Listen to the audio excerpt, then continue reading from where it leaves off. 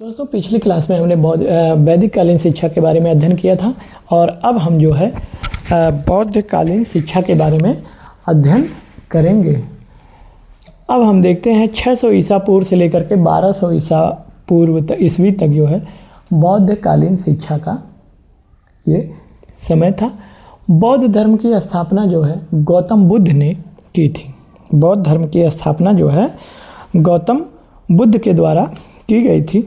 गौतम बुद्ध का जन्म जो है 563 ईस्वी में कपिलवस्तु के लुम्बिनी नामक ग्राम में हुआ था। लुम्बिनी नामक ग्राम में हुआ था। इनके पिता का नाम शुद्धोधन तथा माता का नाम महामाया था। बचपन में जो है इन्हें सिद्धार्थ के नाम से पुकारते थे और इनकी शादी होने के बाद इनकी पत्नी जो है आई, उनका नाम यशोधरा था तथा इनका जो पालन पोषण था इनकी मौसी ने महाप्रजापति गौतमी ने किया था। इनकी मौसी महाप्रजापति गौतमी ने किया था और इनके पुत्र का जो नाम था वह था राहुल।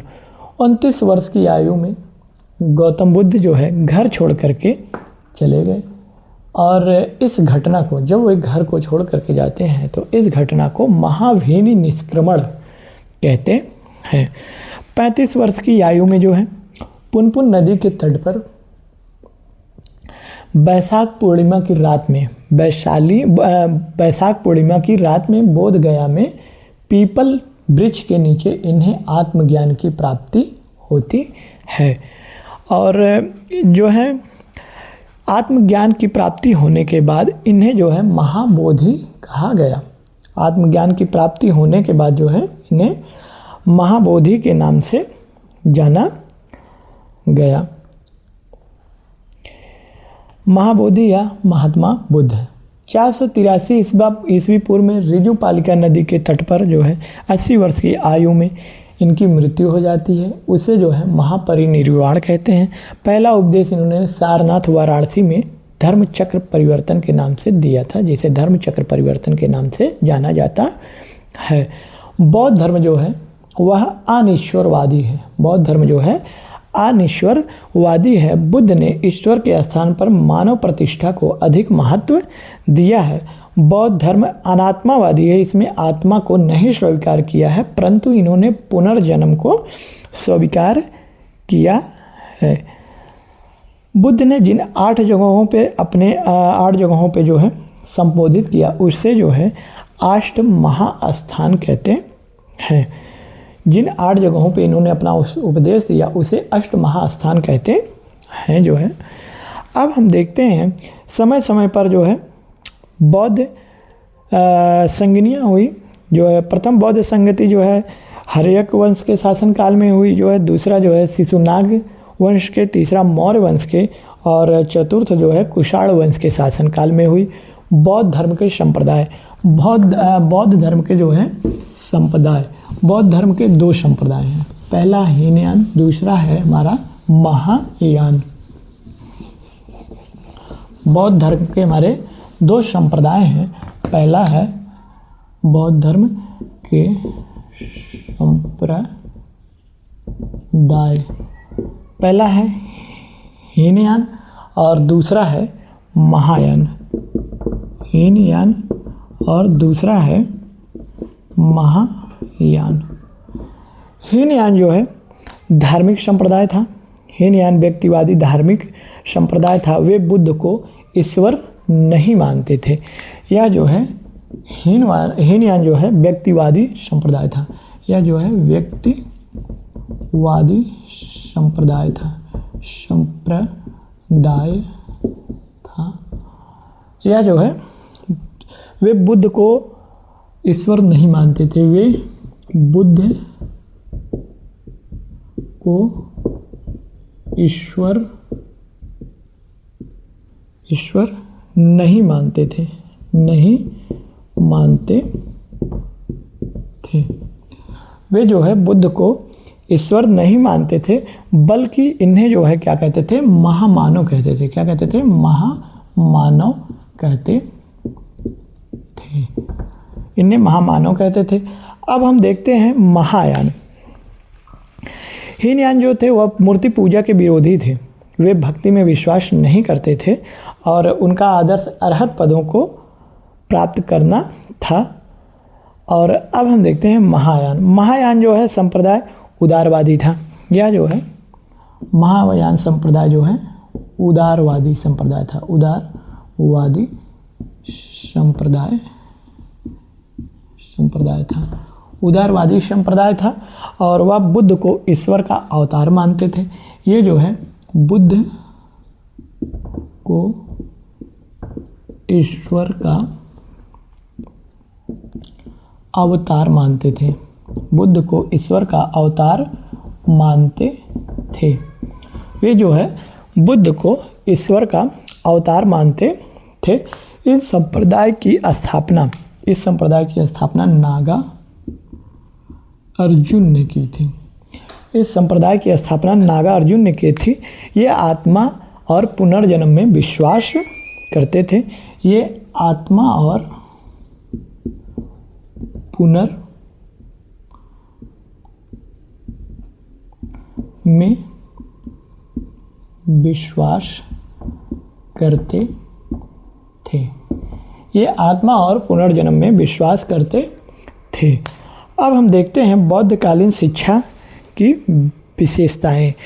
बौद्धकालीन शिक्षा का जो समय था, प्रमुख केंद्र थे वह छात्र थे। छात्र 8 से 12 वर्ष की आयु में, इस समय का जो शिक्षा की व्यवस्थाएं हैं, तो बच्चा जो है 8 से 12 वर्ष की आयु में संघ में प्रवेश करते थे। 8 से 12 वर्ष की आयु में क्या कहते थे, संघ में प्रवेश करते थे। और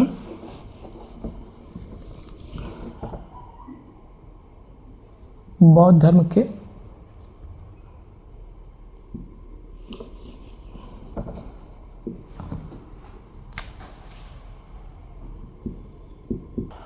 बौद्धकालीन शिक्षा की जो व्यवस्थाएं थी, तो उस समय जो है बालक 8 से 12 वर्ष की उम्र में जो है संघ में प्रवेश करता था। जब संघ में वह प्रवेश करता था, वहाँ पे उसका प्रव्रज्या संस्कार होता था और वह 12 वर्ष तक जो है शिक्षा ग्रहण करता था। 12 वर्ष तक शिक्षा ग्रहण करने के बाद अगर वह आगे पढ़ता था, तो 20 वर्ष के बाद उसका जो है उपसंपदा संस्कार होता था। और उपसंपदा संस्कार मतलब उसकी परीक्षा होती थी। बालक आगे पढ़ना चाहता है, पढ़ने के बाद 12 वर्ष के बाद आगे पढ़ना चाहता है, तो 20 वर्ष बाद उसकी एक परीक्षा होती थी और वह उपसंपदा संस्कार के अंतर्गत आती थी। उसके देने के बाद बालक जो है बौद्ध भिक्षु के रूप में बन जाता था। और वह जो है ऐसे छात्रों को ब्रह्मचर्य पालन करना अनिवार्य था। जो छात्र उपसंपदा संस्कार में आते थे, उनको जो है ब्रह्मचर्य पालन करना अनिवार्य था। अब हम देखते हैं प्रव्रज्या संस्कार में छात्र अपने सिर का बाल मुड़ा करके, पीला वस्त्र धारण करके जो है बौद्ध भिक्षु के रूप में एक मठ में चले जाते थे, जिन्हें उपाध्याय के नाम से जाना जाता था। अब हम देखते हैं एक शब्द है श्रमण या श्रमणेर। ये जो है बालक जब प्रव्रज्या संस्कार के अंतर्गत आता था, तो उसे श्रमण या श्रमणेर कहते थे। शिक्षा का प्रारंभ 6 से 8 वर्ष का माना जाता था। शिक्षा का जो विशेषताएं थी, यहाँ पे शिक्षा का मूल केंद्र जो है मठ हुआ करता था। इसमें जो है मूल केंद्र जो है शिक्षा का मूल केंद्र जो है मठ हुआ करता था। और इस धर्म में, बौद्ध धर्म में स्त्री एवं पुरुष दोनों को शिक्षा का अधिकार था और दोनों शिक्षा सन्यासी बनने का भी अधिकार दिया गया था। स्त्रियों को भिक्षुणी तथा पुरुषों को बौद्ध भिक्षु कहा जाता था। जिस प्रकार वैदिक काल में गुरुकुल की शिक्षा दी जाती थी, उसी प्रकार में बौद्ध कालीन में बौद्ध मठों या बौद्ध विहारों में शिक्षा दी जाती थी। आइए तो अब हम देखते हैं जो है बौद्ध धर्म का त्रिरत्न। गौतम बुद्ध ने अपने अष्टांगिक मार्ग के 3 भागों में बांटा है। बौद्ध धर्म का त्रिरत्न।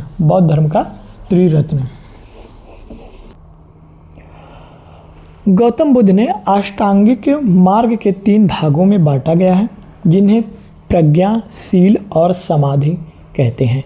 इन्हें त्रिरत्न के नाम से भी जाने जाते हैं। बौद्ध धर्म का जो त्रिरत्न है, गौतम बुद्ध ने 3 वचनों को बौद्ध साहित्य में बौद्ध धर्म का त्रिरत्न कहा है। पहला है बुद्धम शरणम गच्छामि, दूसरा है संघ शरणम गच्छामि, तीसरा है धम्म शरणम गच्छामि। अब हम देखते हैं बौद्ध धर्म का पंचशील सिद्धांत। धर्म में 5 अति विशिष्ट वचन हैं जिन्हें पंचशील सिद्धांत के रूप में हम जानते हैं।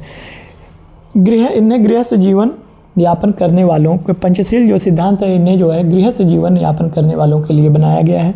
इनके जो है नंबर 1 है इन्हें हिंसा ना करना, नंबर 2 चोरी ना करना, तीसरा व्यभिचार ना करना, झूठ ना बोलना, नशा ना करना। ये जो है पंचशील के सिद्धांत हैं। 5 प्रकार के नियम बनाए गए हैं जो गृह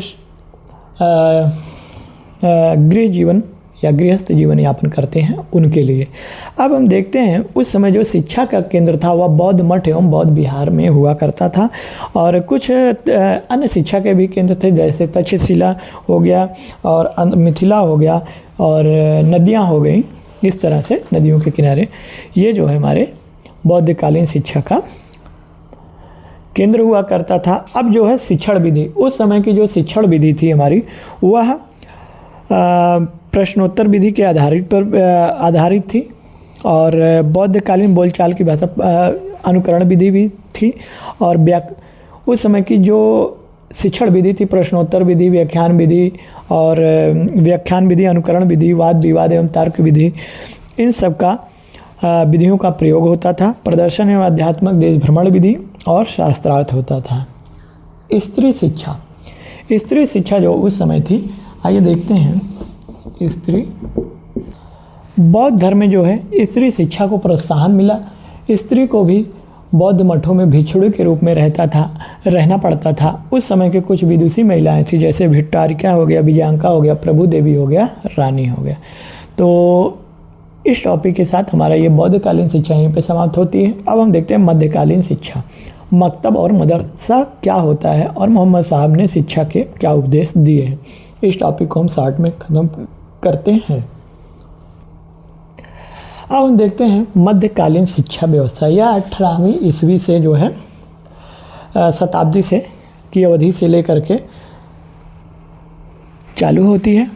उस समय जो है मोहम्मद साहब ने कहा था कि अपने बच्चों को शिक्षा देना महत्वपूर्ण है। दान में सोना देने की अपेक्षा अगर आप अपने बच्चों को शिक्षा देते हो तो वह सबसे सर्वश्रेष्ठ है। अब हम देखते हैं उस समय की जो शिक्षा व्यवस्था थी वह द्विस्तरीय थी। एक थी मकतब शिक्षा व्यवस्था, दूसरी थी मदरसा शिक्षा व्यवस्था।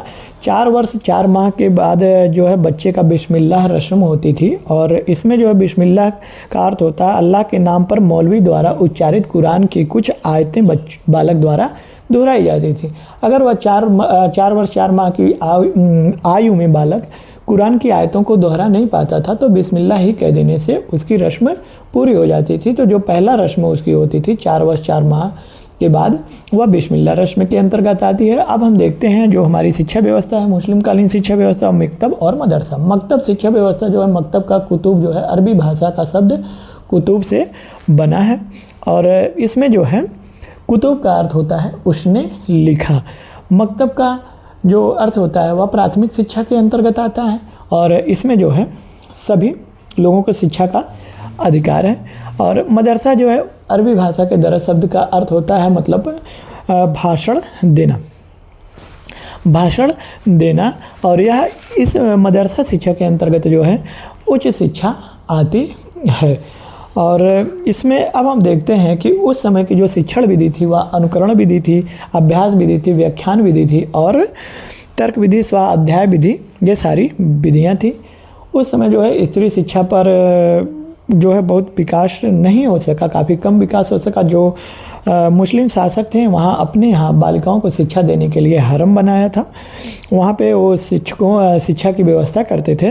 तुर्क अफ़गान काल में शहजादियों को व्यक्तिगत रूप से शिक्षा देने का प्रावधान था। व्यक्तिगत शिक्षा के फलता रजिया गुलबदन बेगम, जहाँ आरा जेबुन निशा और नूरजहाँ फातिमा ने मुमताज़ आदि विदुषी महिलाएं इतिहास में प्रतिष्ठित होती हैं।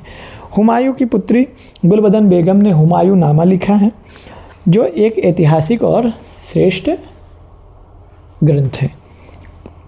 बाबर की पुत्री हुमायूं नामा ने एक ग्रंथ लिखा है जिसे ऐतिहासिक ग्रंथ के नाम से जाना जाता है। अब जो है हम देखते हैं ब्रिटिश काल शिक्षा के अंतर्गत 1813 ईस्वी का आज्ञा पत्र क्या होता